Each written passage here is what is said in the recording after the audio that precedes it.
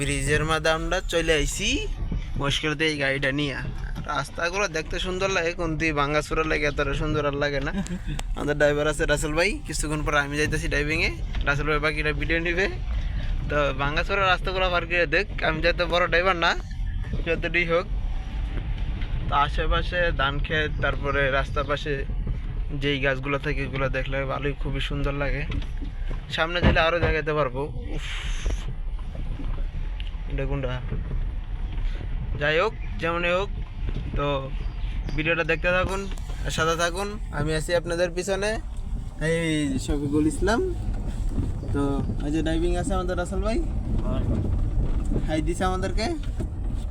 আর সামনের ভিউগুলা অস্থির, আর ওই যে সামনে গেলে আরো সুন্দর সুন্দর দেখতে জিনিস পাবেন। সেটা কইতে পারতেছি না। এই যে একটা স্কুল দেখা যাইতেছে, মানে বাড়ির ধারে, তো বাড়ির দৃশ্যটা খুব সুন্দর লাগে। তো চলুন যাইতে থাকি।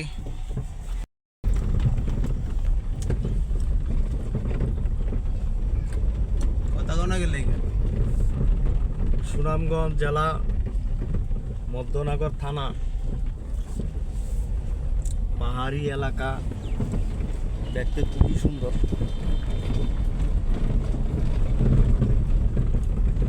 আমরা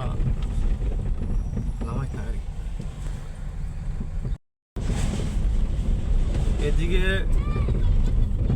সরকার গেছে আর আইছে, কিন্তু আপনার সেরকম ভাবে কাজ হয় নাই রাস্তাঘাটের। সব আমাদের এলাকায় যারা আছে সব খাই পাটি 10 টাকা দিলে 9 টাকা 50 পয়সা খাইলা, আর 50 পয়সা থাকে। 50 পয়সা দিয়ে এলাকা কি উন্নত হইব? বাংলাদেশ আপনার এরকম কোনো জেলা নাই, বিভাগ নাই যা উন্নত হয় নাই। কিন্তু আমাদের এই সুনামগঞ্জ আমার দেখা মাঝে মাঝে জেলার যে রাস্তাগুলো আছে খুবই বাজে। সুনামগঞ্জ, মধ্যনগর, সাতক, জিরাই, ভাই খারাপ অবস্থা। আমি আছি ড্রাইভিং এখন। আমার ছোট ভাই গাড়ি চালাইতেছে। ওই যে বেলা গাড়ি চালানো শিখতে চায়, এবেলা বলে ভাইয়া একটু দেও গাড়ি চালাইতাম। আর এখন মনে করেন যে আমার দমক মারে। হ্যাঁ, এলাকার পোলা ভাইনে খেলাধুলা করতেছে।